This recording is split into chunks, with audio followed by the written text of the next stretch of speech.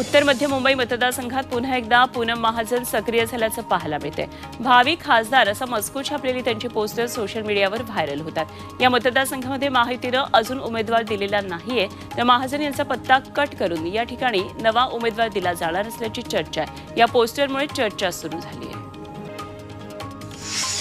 मराठवाड्यातल्या high voltage Lok Sabha मतदारसंघ असलेल्या बीडच्या लढतीकडे सगळ्यांचंच लक्ष लागलेलं आहे। पंकजा मुंडे यांनी उमेदवारी अर्ज दाखल केला। यावेळी त्यांची आई, बहीण प्रीतम मुंडे, भाऊ धनंजय मुंडे उपस्थित होते।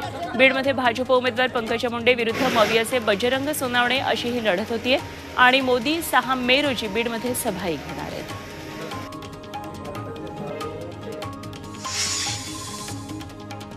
लोकांनी माझं भाषण ऐकले, लोकांना माझे नेते माहिती आहेत, त्यांना जिल्ह्याची परिस्थिती सुद्धा माहिती आहे, त्यामुळे आता फक्त लोकांचे आशीर्वाद घ्यायचे राहिले असल्याची प्रतिक्रिया बीडमधल्या महायुतीच्या उमेदवार पंकजा मुंडे यांनी दिली। अमृत नोनी गॅस्ट्रिन, अपचन, ऍसिडिटी, गॅस्ट्रबल ह्यापैकी तुम्हाला कुठलाही गॅस्ट्रिक प्रॉब्लेम झाला, उपाय एकच, अमृत नोनी गॅस्ट्रिन। उमेदवारी अर्ज दाखल केल्यानंतर त्या बोलत होत्या।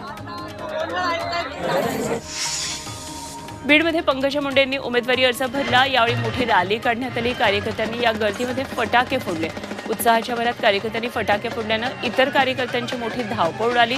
स्वतःचा बचाव करण्यासाठी यावेळी कार्यकर्त्यांची पळापळ झाली।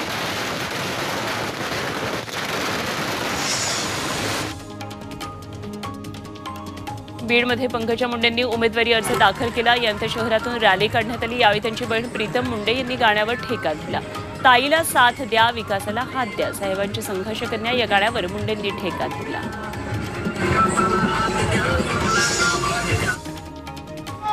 प्रीतम मुंडेंना विस्थापित करणार नाही तर तिला नाशिकमधून उभी करेन असं मोठं विधान पंकजा मुंडेंनी केलं। बीडमधल्या प्रचार सभेत पंकजांनी हे वक्तव्य केलं। नाशिकमध्ये महायुतीचा उमेदवार अजूनही ठरत नाहीये। भुजबळांनी माघार घेतली असली तरी राष्ट्रवादीचा दावा कायम असल्याचं त्यांनी सांगितलं।